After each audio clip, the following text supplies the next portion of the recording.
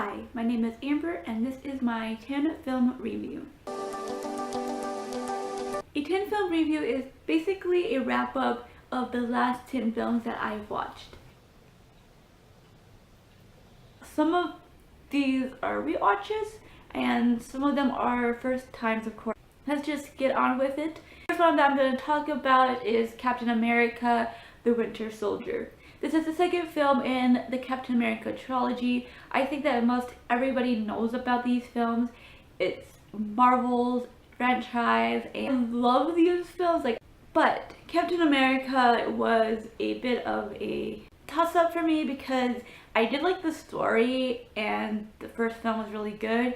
But in the first film, I didn't particularly like Captain America, especially sort of in the Avengers, especially at the beginning of the Avengers. And why is this is that I feel like Captain America, especially in those two films, was this goody two-shoes who I believed would just follow orders without thinking about the consequences of those orders. He would just do it. He was the good soldier, and it kind of annoyed me because it made me think that maybe he wouldn't think for himself so much as just follow orders mindlessly.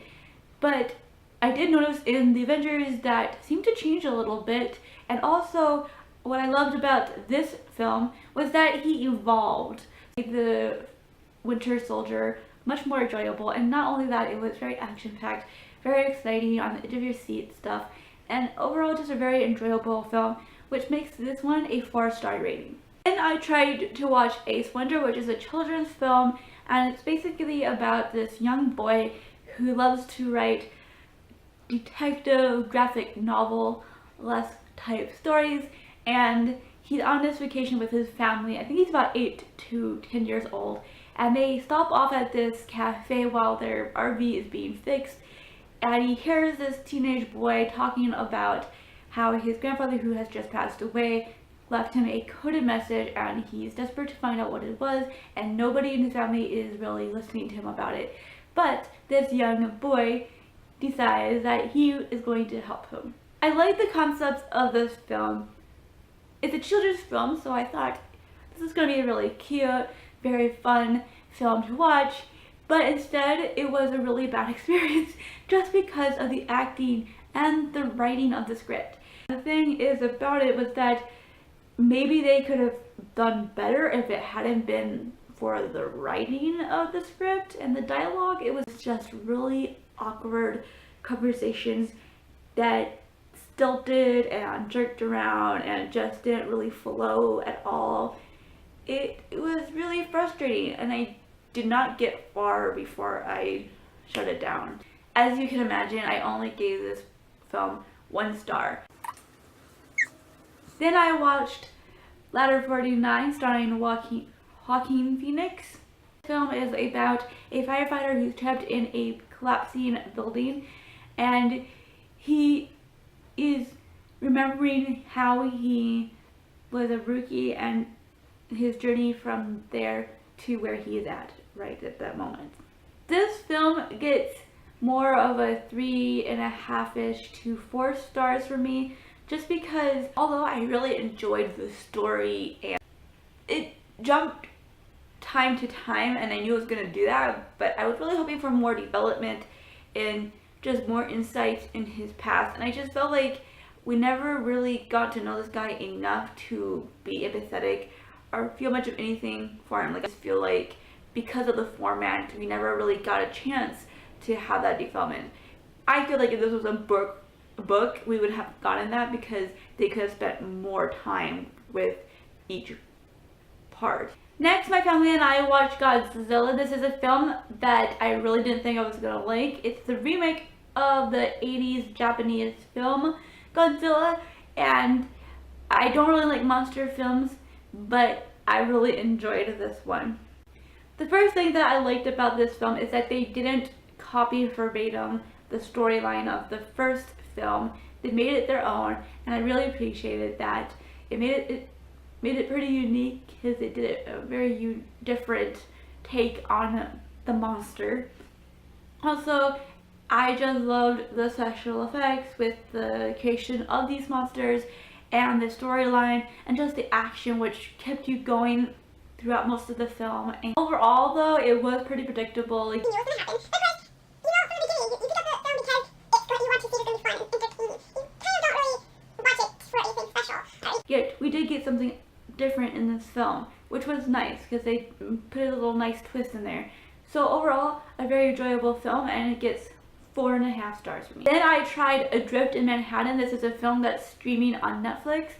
So if by any wild chance you want to watch this film, it's there.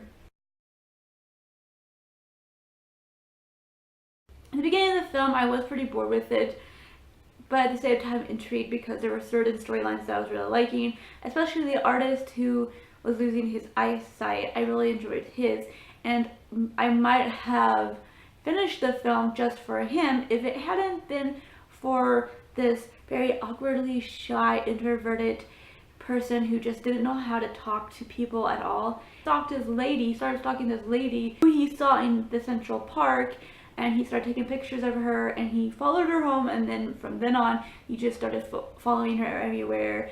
And that in itself was creepy, but at the same time I was still watching to see if like things would change, if he would get caught. But then the thing about this film was that it turned into a very nasty, disgusting, incestual film, and I'm not even going to go into details about that. It was just very disgusting, and it gets only 1 star for me. I watched The Adventures of Baron Munchausen. This is also a film streaming on Netflix. I would recommend this to people who like very weird and far-fetched films, especially if you like Princess Bride, because I feel like the style and the weirdness is in the same line with each other. This film is about Baron Munchausen. He likes to tell tall tales, and now he's in a city where it's in war, and he's the only one that can save the city. I give this one 3 stars because I'm not really a fan of these kind of films. I didn't like Princess Bride that much, and I really didn't like this film that much either. But at the same time, it kept me into the film. I watched it from beginning to end. Although at times I was kind of bored with it, and at other times I was really annoyed with Baron Munchausen, with certain characters that show up here and there. And overall, it just wasn't my type of film. I finally watched Gravity. My dad bought the film at Black Friday, and we all watched it as a family. If you do not know what Gravity is, I'm not going to tell you. It's about space. And I feel like if I tell you what it's about, I'll be kind of spoiling you on the film. Supposedly stars Sandra Bullock and George Clooney, but I don't feel that he played that major of a role. I think Sandra Bullock, oh my gosh, she was amazing in this film, and I think that she gets all of the credits in my eyes because she didn't have a lot to work with.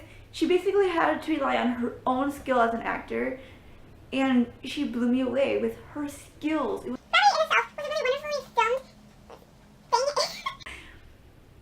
Gravity on a whole was a really wonderfully filmed movie. I thought it was amazing to watch, and it just was so beautiful. And the story was wonderful, but the only negative I have was the ending, which I felt kind of ended abruptly, and 4.5 stars for me. I tried Stranger Than Fiction. This is a film about a guy who starts hearing a voice in his head, and he realized that he's a character in a book, and that the voice is the author of this book, trying to figure out a way how to kill him.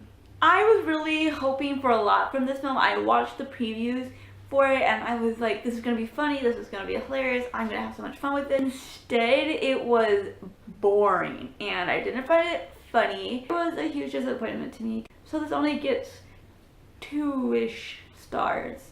I also watched NonStop starring Liam Neeson. This is a film about a passenger who finds himself being blackmailed by another passenger, an unknown passenger, and he has to try to find out who's blackmailing him, all the while trying to save the rest of the passengers.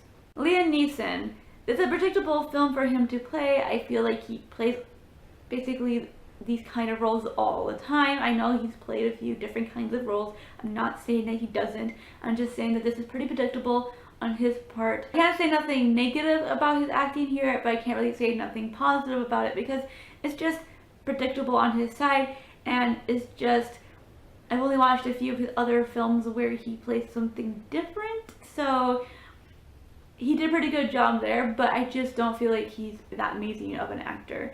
But the story itself was really great. I was kind of expecting predictability on that part also, but there were some really great twists there because it would take you one way and then it would pull you another. So it was just really great that they did that. At the same time, you kind of know the outcome, at least how things were going to end for the blackmailed passenger. The filming of this movie was also really good. I like that they did some little unique things there also. So overall, this film gets 3.5 to 4 stars. 10th and last film that I'm going to talk about is Home Alone, and everybody knows what this film is about, and you may not like it yourself, but I absolutely positively love this film. It makes me laugh so freaking hard. It's a lot of fun to watch. It gets 4.5 stars for me. Those are all the films that I'm going to be talking about this time. Down below, tell me what films you've been watching yourself. Thank you guys so much for watching, and keep warm.